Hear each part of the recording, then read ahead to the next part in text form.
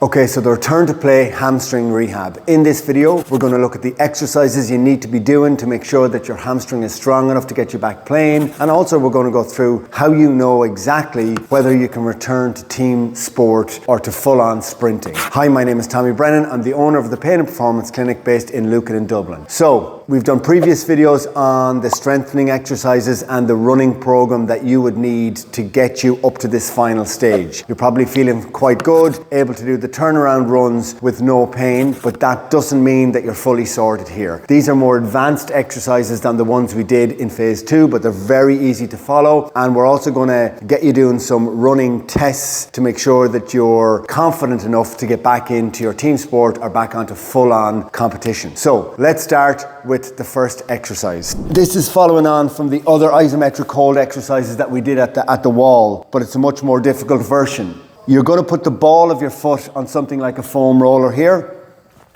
Lie down again, lift your hips up just so that your fist can get in underneath your tailbone and hold it there like that. And an advanced version you can do is to push down through the ball of your foot and go in and out a few inches. In this exercise here, you're going to feel an awful lot of work in the back of your hamstring, and we'll also actually feel it in towards the back of your knee. Now, that's a very, very tough exercise. You're going to be more able for it if you've done the previous exercises, isometric hold in phase 2. But how much you should do, the best way of doing it is to test your other leg. So if you can only do it for 10 or 15 seconds on your unaffected leg, and you can do maybe 2 or 3 repetitions of that, then make sure that you're certainly able to do that on this leg. Ideally, coming back from a hamstring strain, that muscle should almost be more competent or stronger than the unaffected side because you've done so much work on it. So compare both sides and you can't have any deficiency. That exercise there, you might do, say you do 10 seconds and you do it twice in a set. And if you're getting 3 sets of that done in your session, that's a lot of work for the hamstring. You're going to really feel that work in there. So there's our first exercise in the final stage. Our next exercise, it's the RDL exercise from phase 2, but we're just adding on a little bit of weight. Same technique that we mentioned in the previous video. Slight bend in the knee, and then you don't allow that knee to bend anymore. Pivot through your hips, push the other leg back to the back wall. And you should feel a lot of a stretch sensation and that hamstring working on the standing leg.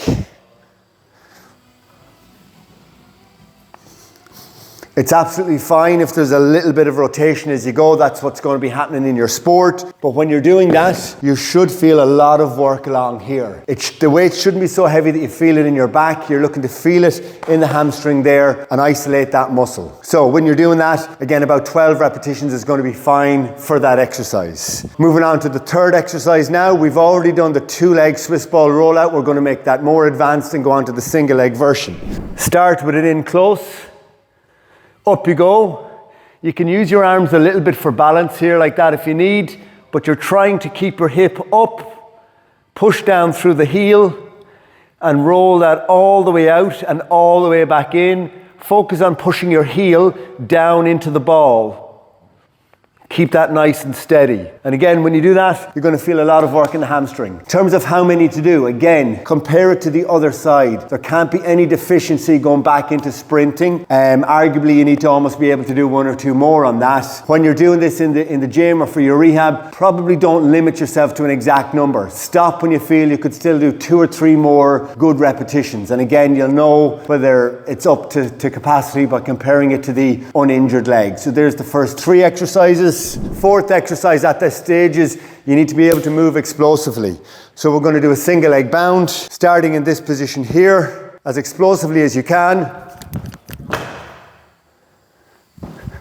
And just come back to the start. So it's just from here as if you're sprinting, you push off, go again, and keep that nice and steady. It's practicing acceleration, deceleration. You need to have a lot of confidence in your hamstring to be able to do that, but it's a very good, simple exercise that you can do to add into the strength work that you're doing. So there's our 4 exercises in the final stage of your rehab. How we put all this together, at this stage, you'll have done the turnaround runs, which we covered in detail in our previous exercise. You need to build up a little bit of running volume with that, but that still isn't 100% sprint sprinting, which you need to be able to do. If you've done 5 or 6 sets of the turnaround runs and you feel you've gone up to 100%, that's great, it's in a good place. But the test, or the last bit of running that you need to be able to do, is right here. So there's 2 parts to it. If you look here, it's 14 meters, 21 meters and 45 meters. All you're doing is just a straight sprint, and you walk back in between. So you're not tired or fatigued in this, but it's at 100% pace. So sprint out to the 14, walk back,